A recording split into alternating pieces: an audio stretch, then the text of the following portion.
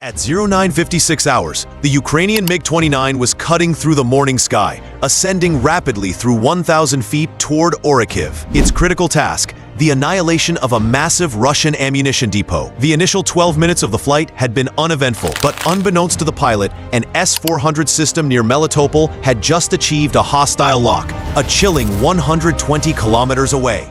The moment the steady, unwavering tone screamed in the pilot's headset, it was a physical blow. The missile was already climbing, a 180-kilogram nightmare of explosives and propellant, accelerating past Mach 2 within its first second of flight. At this extreme range, estimated impact was 80 seconds, perhaps 90 with luck. The pilot instinctively jammed the stick hard to the right while simultaneously unleashing a cloud of chaff. This put the MiG at a 90-degree aspect angle to the radar beam, the classic defensive maneuver known as notching. He held the perpendicular course for 8 crucial seconds, firing chaff in precise, timed bursts. The aluminum strips formed a blooming, slow-moving cloud, each strip reflecting radar energy like 1,000 tiny mirrors, making one fighter look like 100. The S-400's algorithms struggled to separate the actual fighter from the false returns and ground clutter. At this aspect, everything looked identical. Track quality plummeted, from solid to intermittent to completely lost. The immense 48 N6 missile, suddenly blinded and without guidance updates, defaulted to its emergency mode. It flew blindly toward the last projected intercept point, but the pilot had already executed a sharp course change,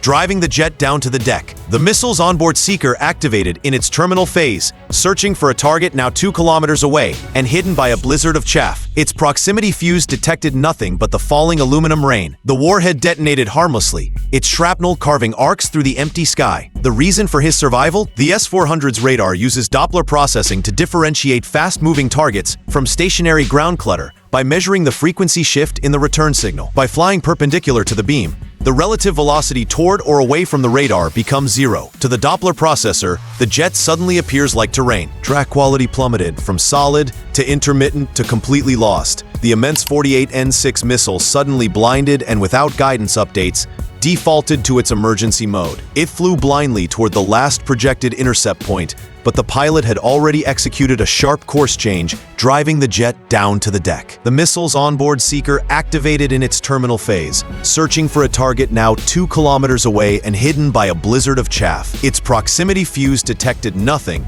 but the falling aluminum rain. The warhead detonated harmlessly, its shrapnel carving arcs through the empty sky. The reason for his survival? The S-400's radar uses Doppler processing to differentiate fast-moving targets from stationary ground clutter by measuring the frequency shift in the return signal. By flying perpendicular to the beam, the relative velocity toward or away from the radar becomes zero. To the Doppler processor, the jet suddenly appears like terrain. That's why the missile failed. The pilot leveled off at 500 feet, checking his 6. The missile's smoke trail vanished into the morning air, but he knew this was merely round 1. The Russian Gravestone radar utilizes thousands of individual transmitter-receiver modules that can instantaneously steer their beam electronically, jumping from horizon to zenith. Crucially, unlike older systems that surrender after losing a track, this one remembers. It retains the jet's last known position, heading, and speed, then calculates the probability of where it went, initiating the search there first. The pilot had bought himself perhaps 30 seconds. The Gravestone operators were already compensating, switching to advanced radar modes. They activated bistatic mode. Suddenly, the pilot's brilliant escape transformed into a deadly trap. In bistatic mode, the radar system separates. The transmitter remains at the initial location near Melitopol, but the receiver is positioned 40 kilometers away, viewing the airspace from a completely different angle. Imagine normal radar as a flashlight where the bulb and your eye are in the same place. Bistatic mode places the flashlight in one spot while you observe the reflections from across the room. This reveals shadows and reflections previously invisible. The MiG's radar warning receiver only detected the transmitted signal hitting the aircraft. It was oblivious to a receiver 40 kilometers away catching its reflection, like a mirror catching sunlight around a corner. The geometry was perfect. Even at 500 feet below the primary radar's horizon,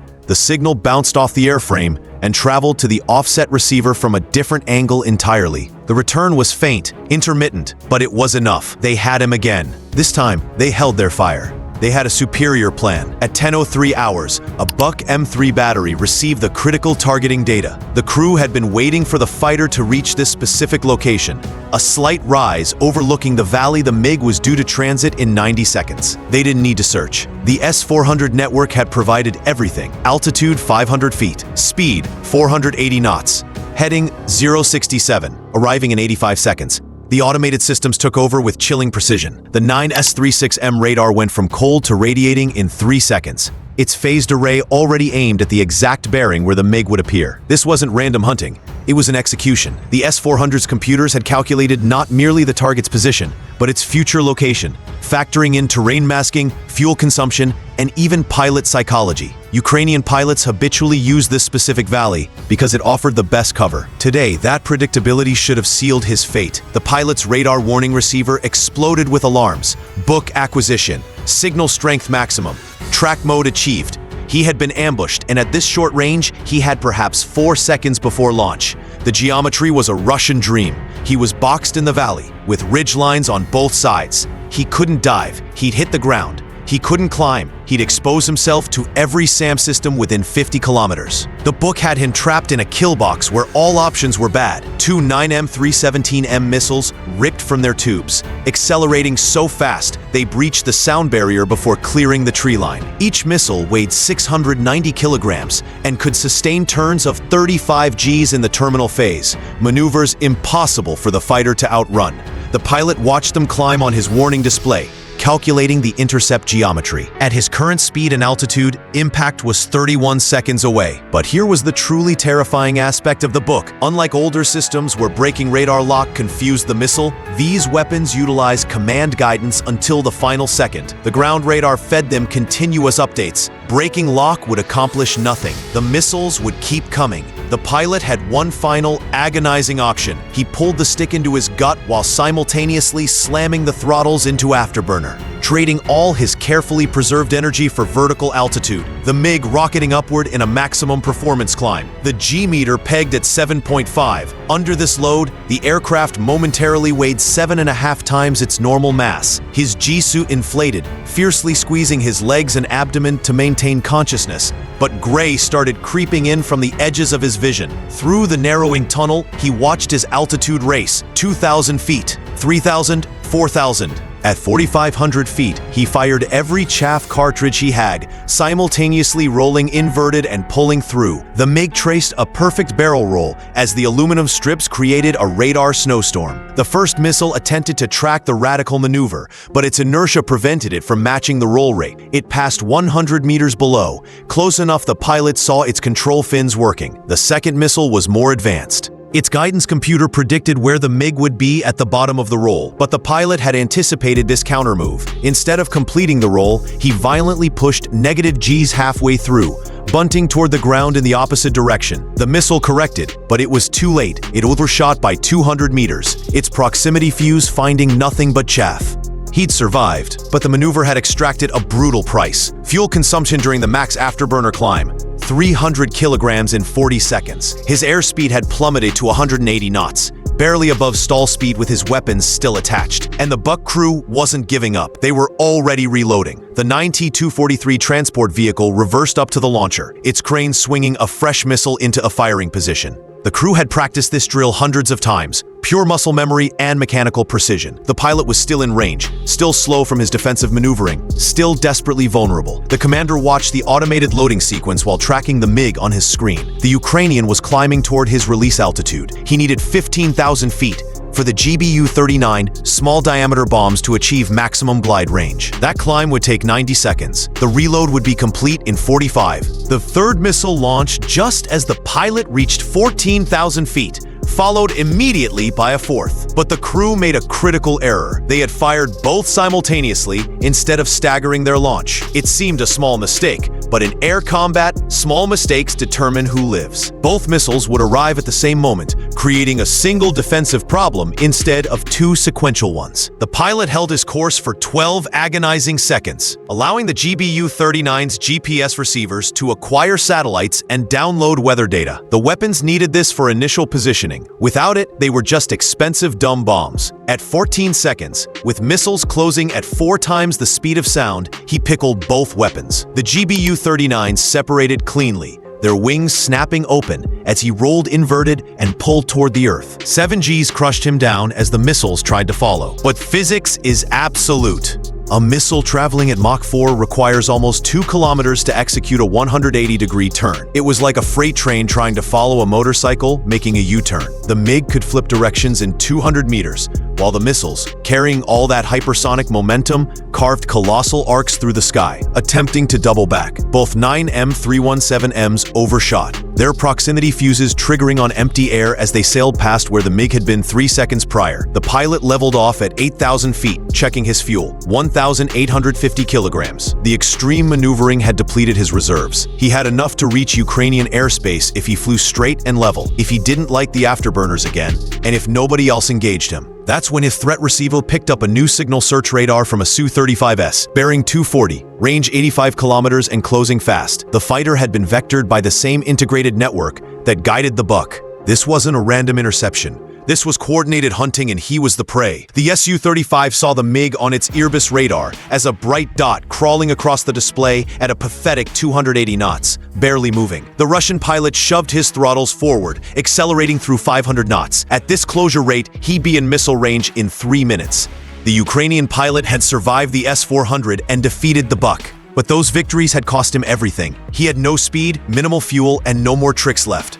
The Su-35 barreling towards him was everything the MiG-29 was not. Modern, supremely powerful, and designed to intercept beyond visual range. Its radar could track 30 targets simultaneously while engaging 8. Right now, it focused on only one. The Ukrainian fighter appeared on his screen in perfect detail. Altitude, 8,000 feet, and dropping. Speed now 270 knots, heading 247 degrees toward home. At 60 kilometers, the Su-35 achieved lock with an R-77 active radar missile. The weapon could fly 110 kilometers, but at that range, the probability of intercept dropped below 50%. Better to close the distance. The Ukrainian pilot faced an impossible equation. He had to maintain his airspeed or risk running dry over Russian-controlled territory. It was like standing in a duel, while your opponent deliberately walked closer for a better shot. The R-77 launch came at 55 kilometers. The Russian pilot watched the missile drop from his pylon, its motor igniting a half-second later in a burst of white flame. The weapon accelerated past Mach 4, its active seeker head already tracking independently while the data link provided mid-course updates. Time to impact, 47 seconds. The Ukrainian pilot waited until the absolute last moment to make his final gamble. What happened next should not have been possible. The MiG's nose climbed through 30 degrees, 40, 50, 60. Airspeed bled away like water from a punctured bag. At 70 degrees nose up and 180 knots, barely flying, the pilot kicked full rudder. The aircraft's nose rotated past vertical while the fuselage continued forward, essentially stopping in mid-air, as if grabbed by an invisible hand. The R-77's guidance computer was programmed to intercept aircraft, not levitating metal sculptures. Its algorithms failed to calculate an intercept solution for something with effectively zero forward velocity. Failed. Tried again. Failed again. By the time it finally settled on flying toward the last known position, the MiG had fallen clean through its trajectory. The missile overshot by 300 meters, its proximity fuse finding only empty sky. The Russian was in disbelief. The Ukrainian had deliberately stalled his aircraft at 8,000 feet to defeat a missile. Now the MiG tumbled earthward, completely energy depleted, nose hunting for flying airspeed like a brick seeking the ground. The Ukrainian recovered at 5,000 feet and immediately dived for the deck as the GBUs continued their way to the target. But the Su-35 now held every single advantage. He climbed to 20,000 feet and rolled inverted, looking down through his canopy at the struggling MiG below. From this vantage, he controlled every option while the Ukrainian had none. The MiG couldn't climb to meet him, no energy. Couldn't dive too low, couldn't turn, no speed. It was like watching a wounded animal try to run on a broken leg. The Russians selected an R-73 infrared missile for the close-range hit. There would be no radar warning for this one. The Seeker was completely passive, tracking engine heat. The dive attack was textbook. The Russian pilot pushed over from his perch, accelerating through 600 knots as gravity became his fierce ally. The MiG pilot could only watch him grow larger in his mirrors. At 4 kilometers, he fired. The R-73 leapt off the rail, its imaging infrared seeker locking onto the MiG's hot exhaust. But the Ukrainian had one last card. He pointed his nose straight up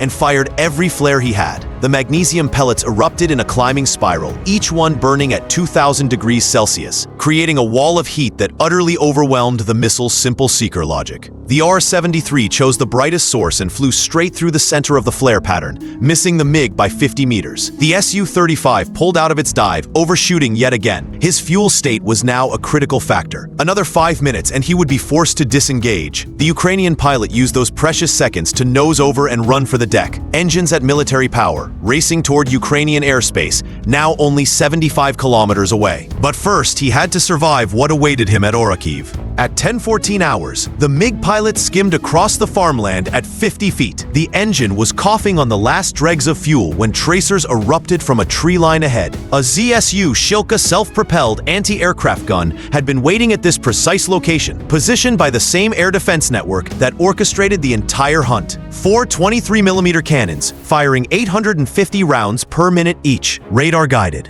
Effective range 2.5 kilometers. At this altitude and speed, the geometry meant he would fly straight through the stream of fire in 2 seconds. The pilot didn't think thinking took too long. He rolled inverted and pulled, flying upside down at negative Gs, just meters above the ground. The cannon rounds passed overhead, so close you could hear them crack past the canopy. The Shilka gunner, surprised by the inverted approach, cranked his turret down, walking the stream of tracers toward the MiG. But tracking an inverted target at 50 feet meant the radar repeatedly tried to lock onto the ground return.